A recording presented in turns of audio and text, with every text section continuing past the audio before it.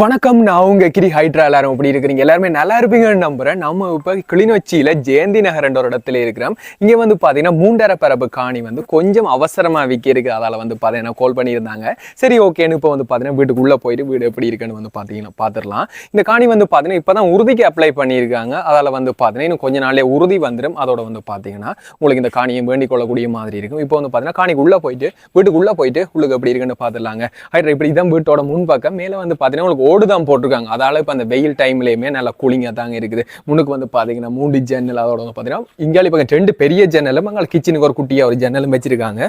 இதாங்க வாசல். இப்படியே வீட்டுக்கு உள்ள வந்தா உள்ளுக்குள்ள நல்ல கூலிங்கா தாங்க இருக்கு. ஏன்னா ஓட்டு வீடு தானே, அதில் வந்து பாத்தீங்கன்னா உள்ளுக்கு நல்ல கூலிங்கா தான் இருக்குது.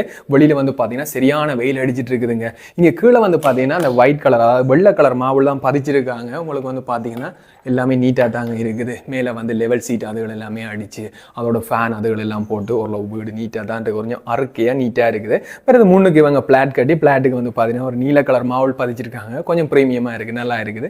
வேறு இதாங்க அந்த முன்பக்க வியூ. இப்படியே வந்தீங்கன்னா இதுதான் சாமியறை. சாமியறைக்கு வந்து பார்த்தீங்கன்னா நீட்டாக கதவை அதெல்லாம் டிசைன்ஸ் போட்டு நீட்டாக தான் இருக்குது. இப்படியே உள்ளே வந்தீங்கன்னா இதாங்க சாமியரோட வியூ. இங்கே வந்து பார்த்தீங்கன்னா சாமி படத்துக்கெல்லாம் மாவுல் தான் பதிச்சிருக்காங்க.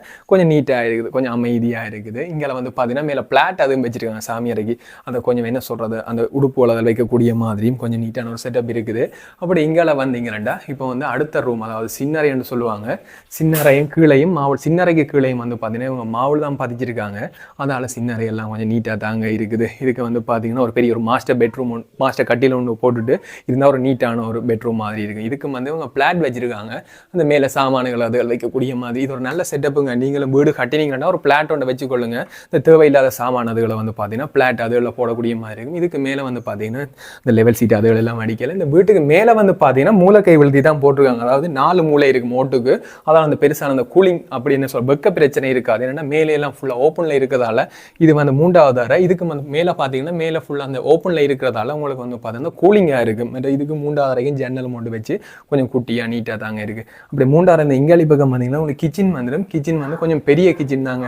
நிறைய பேர் வந்து பார்த்தீங்கன்னா வீட்டில் கிச்சனை சின்னனாக கட்டிடுவாங்க. இவங்க கிச்சன் கொஞ்சம் பெருசாக தாங்க இருக்குது. இதில் எல்லாம் வந்து பிளாட் அதுகள் எல்லாம் வச்சு உங்களுக்கு சிங்கிலேருந்து தண்ணி எல்லா கனெக்ஷனும் வந்து பார்த்தீங்கன்னா எடுக்கக்கூடிய மாதிரி தான் இருக்குது. இங்கே அவங்களுக்கு அடுப்பு வச்சிருக்காங்க. அடுப்பில் வந்து பார்த்தீங்கன்னா இப்போ பழைய முறைப்படி அடுப்பு ஒன்று யூஸ் பண்ணுறதில்ல, அதில் இவங்க கேஸ் அடுப்புக்கு மாறிட்டாங்க. இங்கே அந்த சாமானியல் வைக்கிற அந்த பிளாட்டை இதாக இருக்கட்டும், இதெல்லாம் மாவுல எல்லாம் பதிச்சு நீட்டாக தாங்க இருக்குது. இங்கே மேலே வந்து ஒரு ஓப்பன் ஒன்றும் இருக்குது. இதுலேயே வந்து தேவையில்லாத சாமான்கள் அதில் வைக்கக்கூடிய மாதிரி இருக்குதுங்க.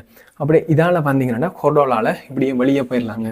வெளியே போனால் வந்து இங்கால அப்படியே தென்னை மரங்கள் அதுகள் எல்லாம் நீட்டாக தாங்க இருக்குது. கிட்டத்தட்ட வந்து பார்த்தீங்கன்னா ஒரு 10-15 தென்னை மரத்துக்கிட்டே இருக்குது. 3 தென்னம்பிள்ளை தான் இப்போதைக்கு காய்ச்சி கொண்டிருக்கு, அதாவது குலையோடு இருக்குது.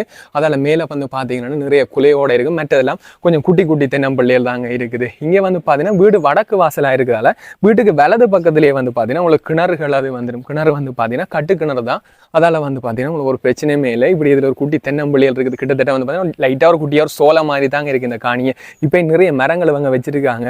அப்படி இதால் வந்தீங்கன்னா உங்களுக்கு கிணத்துக்கு போயிடலாம். கிணத்தடியெல்லாம் வந்து பார்த்தீங்கன்னா இப்போ கொஞ்சம் புல்லுகளாக தான் இருக்குது. ஏன்னு வந்து பார்த்தீங்கன்னா இப்போ அந்த கப்பி அதுகள் யூஸ் பண்ணுறதுல தானே, தண்ணியில் அதாவது கையால் அள்ளி ஒருத்தரும் பாவிக்கிறதுல தானே, அதால் கிணத்துக்கு மோட்டர் போட்டதால் இப்போ இவங்க இந்த இடம் கொஞ்சம் இதாக தான் இருக்குது. மேலே வந்து பார்த்தீங்கன்னா மோட்டர் அதுகளெல்லாம் இருக்குது. தண்ணி கொஞ்சம் மேலால் தாங்க இருக்குது. உங்களுக்கு தண்ணி அதுகளுக்கெல்லாம் ஒரு பிரச்சனை இல்லை. இவங்களும் வந்து பார்த்தீங்கன்னா இப்போ தான் இந்த தண்ணி அதில் யூஸ் பண்ணி கொண்டிருக்கிறாங்க. மற்ற இந்த காணியை சுற்றி வேரியல் அதுகள் கம்பித்தூண் அதெல்லாம் போட்டு தாங்க இருக்குது. அதால் இந்த காணி வந்து பார்த்தீங்கன்னா கொஞ்சம் அறுக்கையாக தான் இருக்குது. அதால் உங்களுக்கு ஒரு பிரச்சனையுமே இல்லை. ரைட். அப்படியே வந்து பார்த்தீங்கன்னா இந்த காணிக்குள்ள 4-5 வேப்ப மரம் இருக்குதுங்க. அது கொஞ்சம் பெரிய மரமாக இருக்குது. மற்ற வந்து பார்த்தீங்கன்னா சின்ன பிலா மரம் ஒன்றும் இருக்குது. மற்ற கொஞ்சம் கொஞ்சமாக வாழை மரங்கள் அது நட்டுருக்காங்க. மாங்கண்டுகள் வந்து பார்த்தீங்கன்னா நிறைய வச்சிருக்காங்க. இப்போ தான் கொஞ்சம் வளர்ந்து கொண்டு இருக்குது. இனி மாங்கண்டுகளும் பிலா மரம் எல்லாம் கொஞ்சம் வளர்ந்தோடனே இன்னும் கொஞ்சம் சோலையாயிரும். இப்பயே வந்து நல்ல இடலாக தான் இருக்குது. இன்னும் கொஞ்சம் வளர்ந்தோடனே வந்து இந்த இடமே கொஞ்சம் சோலையாயிருங்க. மற்ற இங்கே பைப் லைனிங் ஃபுல்லாக செஞ்சுருக்காங்க. அதில் மேலையெல்லாம் டேங்க் அதுகள் எல்லாம் வச்சு தான் இருக்குது. மற்றது என்னென்னா இங்கே உங்களுக்கு வந்து இந்த இலங்கை நீர்ப்பாசன திணைக்கு அதாலேயே வந்து உங்களுக்கு வீட்டிலேயே இந்த பைப் லைனிங் தண்ணியும் வந்துடும். அதால் வந்து உங்களுக்கு தண்ணி அதுகளுக்குமே பிரச்சனை இருக்காது. இதுலேயே வந்து பார்த்தீங்கன்னா வாட்டர் சப்ளைலேருந்து தண்ணியுமே வந்துடும். உங்களுக்கு வந்து பார்த்தீங்கன்னா தண்ணி அதுகளுக்கு இந்த விதமான ஒரு பிரச்சனையுமே இருக்காது. மற்ற வீட்டுக்கு இங்காலி சைட்லேயே உங்களுக்கு ஒரு குட்டியாக ஒரு வாஷ்ரூம் ஒன்றுமே வந்துடும். அதில் வந்து பார்த்தீங்கன்னா அது உங்களுக்கு எந்த விதமான ஒரு பிரச்சனையுமே இல்லை. ஹைட்ரா உங்களுக்கு வந்து பார்த்தீங்கன்னா இந்த காணி பிடிச்சிருந்துச்சுன்னா கீழே என்எஸ்டி ரியல் எஸ்டேட் அவங்களோட நம்பரும் தார அவங்களுக்கே கால் பண்ணி என்ன மாதிரி என்ற டீடைல்ஸ் எல்லாத்தையும் விசாரிச்சு தெரிஞ்சு கொள்ளுங்க. இந்த காணியோட விலை வந்து பார்த்தீங்கன்னா 65 லட்சம். உங்களுக்கு வந்து பார்த்தீங்கன்னா இதோட பிரைஸ் குறைவாக கேட்கணுமா இருந்தீங்கன்னாலுமே பேசி தீர்மானிச்சு கொள்ளலாம். கீழே வந்து என்எஸ்டி ரியல் எஸ்டேட் அவங்களுக்கு கால் பண்ணிங்கனாலுமே உங்களுக்கு ஓரளவு நல்ல பிரைஸ்லேயே வந்து இந்த காணியை வேண்டிக் கொள்ளக்கூடிய மாதிரி இருக்கும். இதே மாதிரி உங்களோட காணியல் வீடுகளை விற்கணுமா இருந்தீங்கன்னாலுமே கீழே வந்து என்எஸ்டி ரியல் எஸ்டேட் அவங்கள தொடர்பு கொள்ளுங்க. வேண்டணுமா இருந்தாலுமே கிளிநொச்சியில் வந்து பார்த்தீங்கன்னா நிறைய இடத்துலேயே நிறைய காணிகள் இருக்குது. எந்த இடத்துல காணி வேணுமென்றாலுமே என்எஸ்டி ரியல் எஸ்டேட் அவங்கள தொடர்பு கொள்ளுங்க. இதோட இந்த வீடியோ என் பண்ணிக்கிறேன். See you, Tata.